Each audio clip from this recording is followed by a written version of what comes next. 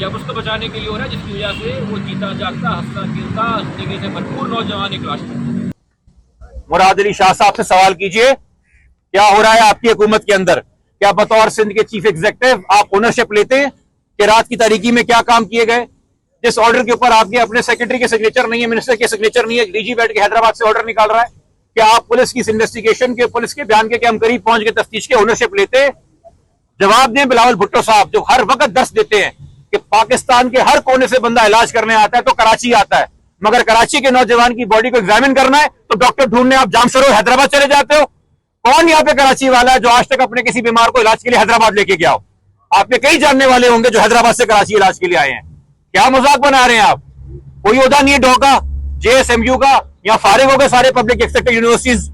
अजीब मजाक। एक केस को जिसको नॉर्मल रूटीन में तफ्तीश होनी चाहिए थी, कोर्ट में उसकी पैरवी होनी चाहिए थी, उसको आपने अपने इक़दामात की वजह से एक सियासी मसला बना दिया और हम मजबूर हो गए हैं कि हम इस केस की पैरवी मीडिया के सामने भी करें। मेडिकल बोर्ड के हवाले से आप लोगों ने तहफ़्फ़ुज़ात का इजहार किया है, रजा के हवाले यहाँ खड़े हुए इनका कहते हैं कि कब्र कुशाई हम नहीं करने देंगे, या तो पुरानी मेडिकल जो बोर्ड बना था वो आए, तो इस मामले में अभी आपका क्या मौक़िफ़ है?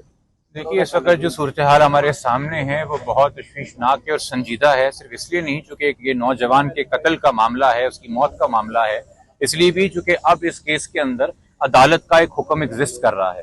अदालत का वो 2 पेज का हुक्म बहुत वाज़ेह है कि डायरेक्शन दी जाती है पुलिस सर्जन कराची को और हेल्थ सेक्रेटरी सिंध को। ये 2 ओहदे मेंशन कर दिए अदालत ने कि आप बोर्ड कॉन्स्टिट्यूट कर दें, पैथोलॉजिस्ट और फॉरेंसिक इसमें डाल दें, एक्सपर्ट जो प्रेयर की है वो प्रेयर मनोहन हमारी एक्सेप्ट कर ली गई। उसकी कंप्लायंस में ड्यूरिंग वर्किंग आवर्स, जो कि सरकार रूटीन में 5 बजे तक काम करती है, तो 4 साढ़े 4 बजे के करीब एक ऑफिस ऑर्डर हमें मौसूल हुआ पुलिस सर्जन के ऑफिस से कि कंप्लायंस हो गई है, चूंकि अदालत ने उन्हें कहा था। और ना सिर्फ ये कि अदालत ने उन्हें कहा था, सिंध का अपना कानून, पीपल्स पार्टी का अपना बनाया हुआ कानून, सिंध मेडिको लीगल एक्ट 2023 का सेक्शन 16 ये कहता है कि जब एक बार सेक्शन 176(2) में मैजिस्ट्रेट ऑर्डर दे दे कि आप कब्र कुशाई करें, तो उसके बाद डिवीजन का पुलिस सर्जन, और मैं मेरे ख्याल में इस वक्त कराची डिवीजन में खड़ा हूं जहां का पुलिस सर्जन डॉक्टर सुमैया है, कराची पुलिस सर्जन, सेक्शन 16 कहता है कि पुलिस सर्जन कॉन्स्टिट्यूट करेगा स्पेशल मेडिकल बोर्ड, और वो डालेगा उसमें फॉरेंसिक एक्सपर्ट और बाकी एक्सपर्ट, और कहां के डालेगा? Nearest possible public sector university का प्रोफेसर। दोबारा दोहरा देता हूं, करीब तरीन। क्या डॉ करीब है और जिना यूनिवर्सिटी करीब है, या लम्स जामशोरो करीब है, या हैदराबाद का कोई कॉलेज करीब है? और कौन है director general health services Hyderabad? किस कानून के तहत वो सुपरवाइजिंग ऑफिसर बन गया पुलिस सर्जन कराची का? किस ऑर्डर के तहत उसने आके अपने अहकाम जारी कर दिए और उस ऑफिस ऑर्डर को जो है वो सुपरसीड कर दिया? और ये काम कब किया गया? कौन सी उजलत है, कौन सी इमरजेंसी है, किसकी नींदें हराम हो रही हैं कि रात 11-12 बजे जब सरकार का ऑफिशियल वर्किंग आवर्स नहीं है, आप बैठ के रात की तारीकी में एक नोटिफिकेशन निकालते हैं इस उम्मीद में कि वालिदैन को पता नहीं चलेगा और हम सुबह सरप्राइज अटैक करेंगे। दिन में हम कोई और टीम दिखाएंगे, कोई और डॉक्टर्स का तारुफ देंगे, उनके ऊपर भरोसा दिलाएंगे, और रात के अंधेरे में टीम चेंज करके सुबह एक और टीम के साथ नमोदार हो जाएंगे। और हम चेहरे तो नहीं पहचानते कि भाई कौन डॉक्टर कौन है, तो कौन आके अंदर मुआयना कर रहा है। ये मैं मशकूर हूं मीडिया के दोस्तों का, ये आपके तवज्जो से हमें पता चल रहा है कि सरकार क्या गुल खिला रही है, पुलिस क्या हिकमत अमली अपना रही है, और कैसे बार बार इस खदशे को, एक बाप है उसकी जवान औलाद चली गई, बड़ी तशद्दुद हालत के अंदर मिली, बड़ी मस्त शुदा हालत में मिली, उसके मुंह से पहला जुमला निकलेगा मेरे बेटे का कत्ल हुआ है, ये साजिश है, इसके अंदर कोई इन्फ्लुएंशियल आदमी शामिल है। ये जुमले आपने कई वालिदैन से सुने हैं माजी में भी, जिनकी जवान औलादें गई हैं, तो ये जुमला आपने सुन लिया अमीर हुसैन साहब से भी, आपने सुन लिया मरियम भाभी से भी, आपने सुन लिया मकतूल के वालिदैन से, और आपने कहा यार वालिदैन ऐसी बातें करते हैं। मगर तब से लेके अब तक अपने सामने रखे मीडिया, और मैं आवाम से सवाल करता हूं, अपने सामने रखे पुलिस का कंडक्ट, 8 दिन लगे आईओ ने राब्ता नहीं किया बयान लेने के लिए मुद्दई का। जब हमने कल कोर्ट में प्रेस कॉन्फ्रेंस की तो आईओ को होश आया, 8 दिन लगे, वो मौके का फर्द बनाने नहीं आए, उसके कमरे का मुआयना करने नहीं आए जहां वो कह रहे हैं कि इतना सारा जो पैसा वो दबा हुआ है। सडनली वो जगह जहां एक एक गमला हटाया गया, जहां घास काटी गई, जहां सफाई की गई, वहां 8 दिन कोई खोल नहीं मिला।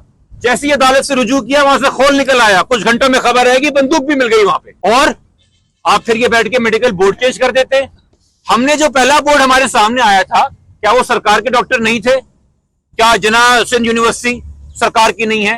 क्या डॉ सरकार की नहीं है? हम क्या प्राइवेट बंदे नॉमिनेट करके लेके आए थे? तो जवाब दें कि क्या खामी थी उन डॉक्टरों में जिनको पहले नॉमिनेट किया था और निकाल दिया, और क्या खूबी है उन डॉक्टरों में जिनको बाद में डाला है? ये कब्र कुशाई है किसी की लाश का मजाक नहीं है। हम किसी ऐसे इलीगल बोर्ड को जिसके पास कानूनी जवाब और अथॉरिटी नहीं है एग्जामिन करने की बॉडी, एविडेंस को बर्बाद करने नहीं देंगे, लाश की बेहुरमती करने नहीं देंगे। मैं सुबह सिटी कोर्ट गया मगर मैजिस्ट्रेट साहब ने अदालत नहीं लगाई, वो सीधा यहाँ कब्रिस्तान के लिए निकल आए और ये एक ऑन गोइंग जुडिशियल इंक्वायरी है। यहाँ अदालत का काम सिर्फ अहकामात दे के कब्र कुशाई के खत्म नहीं होता। 174(2) के तहत जो इंक्वायरी होती है, जब तक कॉज ऑफ डेथ डिटरमिन न कर लिया जाए, ऑन गोइंग जुडिशियल इंक्वायरी है। मैजिस्ट्रेट साहब जब यहाँ अभी आएंगे, मौजूद होंगे, तो यहाँ पे भी अदालत मौजूद होगी। उनसे यहाँ पे भी हम ये दरखास्त करेंगे, हम यहाँ पे भी दरखास्त फाइल करने की कोशिश करेंगे, चूंकि आज वो अदालत में नहीं थे तो वहां नहीं फाइल हो सकी, कि ये नहीं होने देंगे इस dubious illegal second medical board के तहत हम कोई भी किसी किस्म का एग्जामिनेशन। और ऑर्डर की कंप्लायंस वो पहला मेडिकल बोर्ड था जिसके तहत होगी एग्जामिनेशन। पहला नोटिफिकेशन तो वापस लिया ही नहीं गया। पहला नोटिफिकेशन तो पुलिस सर्जन कराची का है। कहां लिखा है पुलिस सर्जन कराची ने कि मैंने अपना नोटिफिकेशन वापस ले लिया? एक अदर थर्ड पार्टी अथॉरिटी ने, जो कि स्ट्रेंजर है टू द प्रोसीडिंग्स, जो कि एलियन है to the division of Karachi. Hyderabad का डायरेक्टर जनरल हेल्थ सर्विस जो है वो कह रहा है कि जी मैं सुपरसीड करता हूं। उसने अगर ये काम हेल्थ सेक्रेटरी के कहने पे किया है, हजूर आप तमाम लोग मुझसे बहुत ज्यादा तजुर्बेकार हैं, आप सरकार के तमाम महकमात पे, पोस्टिंग पे, ट्रांसफर पे, सारे लोगों पे नोटिफिकेशन छापते हैं। आपको पता है कि जब कोई सरकारी अफसर किसी मिनिस्टर या सेक्रेटरी की ईमा पे काम करता है तो उनकी उस डायरेक्शन और ऑर्डर का हवाला और रेफरेंस देता है कि जी मुझे ये डायरेक्शन मौसूल हुई है तो मैं ये काम कर रहा हूं। तो जो हैदराबाद से कल लेटर निकला है उसमें सेक्रेटरी हेल्थ का कौन सा हवाला दिया गया है, कौन से लेटर का रेफरेंस दिया गया? किसी का नहीं दिया गया। अब हमारी इस शिकायत के बाद एक लेटर भी निकला है शायद हेल्थ सेक्रेटरी का रेटिफाई करने के लिए। तो जब आप झूठ छुपाना बढ़ाना चाह रहे हैं और सच छुपाना चाह रहे हैं तो ये आप गलतियां भी करेंगे, सुखम भी आएंगे आपकी इन्वेस्टिगेशन के अंदर। अच्छा सर, ये बताइएगा कि किया गया है, इस पर केस पे कितना असर पड़ेगा और क्यों इतना मुतनाज़ा बनाया जा रहा है? हॉल 10 दिन बाद मिलना, पुलिस जाए वकुआ पर गई, एसएसपी लेवल की कमेटी बनी, वो तमाम लोग जाए वकुआ पर गए, हम लोग गए, किसी को हॉल नहीं मिला और फिर बताया जाता है कि सिर्फ 2 फीट की दूरी से जो है वो हॉल मिल गया। ऐसा क्यों मुतनाज़ा बनाया? बगैर बंदूक के खोल किस काम का? कैसे साबित करेंगे खोल को लेके कि उसी बंदूक का है और ये वही बंदूक है जिससे इसको गोली लगी थी? तो एक तमाशा है कि चलो जी सवाल था कि अगर खुदकुशी है तो खोल का है और गोली क्या है, तो चलो पहले खोल निकाल दो। भाई आप तो पता नहीं कौन कौन से मकनातीस वहां लेके चले गए थे ढूंढने के लिए, आपको नहीं मिला था ये खोल, अब ये चलते हुए किसी के हाथ में आ गया। और मैं फिर आपसे कह रहा हूं, देखें कानून में बड़ा क्लियर है ना, आईओ एक अपॉइंट होता है एफआईआर का, जब वो हो जाता है तो तफ्तीश एसएचओ नहीं कर सकता, एसएचओ ऑपरेशंस का है, आईओ इन्वेस्टिगेशन विंग का है। कानून के अंदर जिसका काम है उसी को साझे और उसी को करने का हक है, कोई और करे तो वो सिरे से एक्सरसाइज फॉल्टी हो जाती है। कल ये आके कर ले एग्जीबिशन नई वाली टीम और कर ले मुआयना, कल को जो इस केस का मुलजिम भी होगा वो आके पहला सवाल उठाएगा कि जी कहां कानून में अथॉरिटी लिखी है डीजी हेल्थ सर्विसेज हैदराबाद की ये बोर्ड बनाने की, और अगर नहीं है तो फिर इस बोर्ड की फंडिंग की क्या हैसियत है? तो आपने तो कर दिया जो करना था लाश के साथ, और फिर आप इसको यूं हालत करेंगे कि तीसरा कोई मेडिकल बोर्ड ही ना बन सके और कभी एग्जामिनेशन ही ना हो सके। तो इसलिए जी ये नहीं होगा। और ना हमें कोई प्लान सी कबूल है कि पहले वाली बोर्ड की टीम को दूसरे वाली बोर्ड की टीम को शामिल कर लिया जाए। ये रात के अंधेरे में जो नाम ऐड हुए हैं होंगे अपनी जगह ये बावकार लोग और अच्छे सरकारी अफसर, हमें भरोसा नहीं है सरकार के इन नामों के ऊपर। जिस तरीके से हमें अंधेरे में रख के ये खुफिया गुप्त तरीके से कार्रवाई डालने की कोशिश की गई है, जो ओरिजिनल 8 मेंबरान की रुकनी टीम है, सिर्फ उन्हीं पे हमारी कंसेंट है, सिर्फ उन्हीं पे हमारा भरोसा है, क्योंकि हमारी दरखास्त के नतीजे में जो अदालत का ऑर्डर था उस ऑर्डर की कंप्लायंस में वो बोर्ड बना था, हम किसी और बोर्ड को तस्लीम नहीं करते। इमरान साहब, आप ये क्या समझते हैं कि कल आईजी साहब की जानिब से एक बड़ा बयान दिया गया कि बहुत जल्द जो वो प्रेस कॉन्फ्रेंस की जाएगी और तमाम तर केस को जो वो हल कर दिया जाएगा? इतना बड़ा बयान देना और केस मुसलसल उलझता हुआ जा रहा है, तो उनके पास ऐसी कौन सी जो वो छड़ी है जो वो कल केस हल करके जो वो प्रेस कॉन्फ्रेंस कर देंगे? ये अजीब सी बात नहीं लगती कि जिस सुबह ये ऑर्डर देता है मैजिस्ट्रेट कि कब्र कुशाई करके दोबारा से मेडिकल करें, उस दोपहर को आईजी कह देता है कि हम करीब पहुंच गए केस सॉल्व करने के। अरे आपका मेडिकल जीरो हो गया, आप जो भी जिस सिम्त में भी जा रहे थे उसकी बेसिस ही हिल गई, आप कैसे कह सकते हैं हम करीब पहुंच गए? और मुझे एक बात बताइए, कहां से केस की तफ्तीश शुरू होती है? एफआईआर से। एफआईआर तो समरी होती है, उसकी तशरीह करता है मुद्दई अपने 161 के बयान में, वो बताता है कि मेरे ख्याल में क्या हुआ था, मेरा दावा क्या है, मुझे किस पे शक है। वो आपका कैनवस होता है जिसमें आपने इन्वेस्टिगेशन करनी है। आप पूरी दुनिया में छान खोल के आ गए और सारी जगहों की खाक छान के आ गए और मुद्दई से पूछा ही नहीं तुम्हारा बयान क्या है। बताएं पुलिस के रिकॉर्ड के किस कागज पे लिखा है कि लिखा हो कि मीर हुसैन ने बताया कि उसको इस इंसान पे शक है, बयान ही नहीं लिया गया। बहन से पूछा हो अलिशबा से कि किस पे शक है, बयान ही नहीं लिया गया। हर एक से पूछ रहे हैं कि परेशान था, इसको करेंसी के मसले थे, इसको लोन के मसले थे। वो माँ से नहीं पूछा, माँ का बयान बता दे कि माँ ने बोला बेटा परेशान था। ये जो कुछ भी माँ और वालिदैन से मंसूब किया जा रहा है ये तो मीडिया के तवज्जुह से। और मुझे बता दें यहाँ पे कोई भी एक एंकर कि जितनी बार आप गए हो वालिदैन से बात करने की, एक बार भी वालिदैन ने मना किया बात करने से आपसे, तो क्या ये पुलिस को मना करेंगे बात करने से? पुलिस दिलचस्पी नहीं रखती नजर आती। तो देखिए, किसी वसवसे पे नहीं, किसी सुनी सुनाई पे नहीं, किसी उड़ती खबर पे नहीं, किसी क्लिक बेट पे नहीं, कोई ट्रेंड या वायरल करने के लिए नहीं कि बस चलते रहेंगे मुजाहरे और होता रहे प्रोटेस्ट और हम ले खबरों के अंदर। पुलिस के अपने रवैये ने, अपने इकदाम ने, अपने सस्पिशियस बिहेवियर ने, जो पहले दिन से वालिदैन, जो नौहल वालिदैन बात करता है, मगर इस केस में सच होती नजर आ रही है कि इस केस के कत्ल में कुछ ऐसे लोग शामिल हैं जो इतना असर सूख रखते हैं कि रात के 12 बजे सिंध हुकूमत की मिनिस्ट्रियां हिलती हैं, कराची डिवीजन क्या हैदराबाद से ऑर्डर निकलते हैं और आईजी दबाव डालते हैं कि नहीं चेंज करो और दूसरे डॉक्टर लेके आओ। किसकी मां पे कर रहे हैं?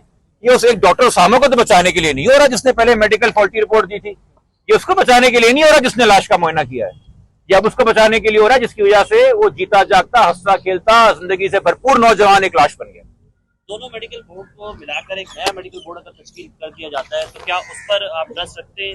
दूसरी बात ये कि ये क्यों इतनी इसमें चेंजिंग की जा रही है, क्या समझते हैं, क्या ऐसा मामला है इसके पीछे? अगर तो ये मामला खुदकुशी है तो उसको पुलिस डिक्लेयर क्यों नहीं कर देती है? Director general health services Hyderabad, वो डायरेक्टर जनरल एक अटैचमेंट ऑफिस है सिर्फ जनरल एडमिनिस्ट्रेटिव काम देखने के लिए कि पब्लिक हेल्थ फैसिलिटीज कैसे मैनेज होती हैं। एग्जीम्यूशन के मामले में और मेडिको लीगल एग्जामिनेशन के मामले के अंदर सो कोई अथॉरिटी नहीं है। तो मुझे ये सवाल आप मुझसे ना करें जी, ये सवाल आप करें अब, छोड़ दें मिनिस्टर्स वगैरह को, सेक्रेटरियों को। मुराद अली शाह साहब से सवाल कीजिए क्या हो रहा है आपकी हुकूमत के अंदर। क्या बतौर सिंध के चीफ एग्जीक्यूटिव आप ओनरशिप लेते हैं कि रात की तारीकी में क्या काम किए गए? जिस ऑर्डर के ऊपर आपके अपने सेक्रेटरी के सिग्नेचर नहीं है, मिनिस्टर के सिग्नेचर नहीं है, डीजी बैठ के हैदराबाद से ऑर्डर निकाल रहा है, क्या आप पुलिस की इन्वेस्टिगेशन के, पुलिस के बयान के हम करीब पहुंच के तफ्तीश के ओनरशिप लेते हैं? जवाब दें बिलावल भुट्टो साहब, जो हर वक्त दर्श देते हैं कि पाकिस्तान के हर कोने से बंदा इलाज करने आता है तो कराची आता है, मगर कराची के नौजवान की बॉडी को एग्जामिन करना है तो डॉक्टर ढूंढने आप जामशोर हैदराबाद चले जाते हो। कौन यहाँ पे कराची वाला है जो आज तक अपने किसी बीमार को इलाज के लिए हैदराबाद लेके गया हो? आप में कई जानने वाले होंगे जो हैदराबाद से कराची इलाज के लिए आए हैं। क्या मजाक बना रहे हैं आप? कोई ओहदा नहीं है डॉका, जेएसएमयू का, या फारिग हो गए सारे पब्लिक एक्सेप्टेड यूनिवर्सिटीज। अजीब मजाक। एक केस को जिसको नॉर्मल रूटीन में तफ्तीश होनी चाहिए थी, कोर्ट में उसकी पैरवी होनी चाहिए थी, उसको आपने अपने इक़दामात की वजह से एक सियासी मसला बना दिया अब, और हम मजबूर हो गए हैं कि हम इस केस की पैरवी मीडिया के सामने भी करें।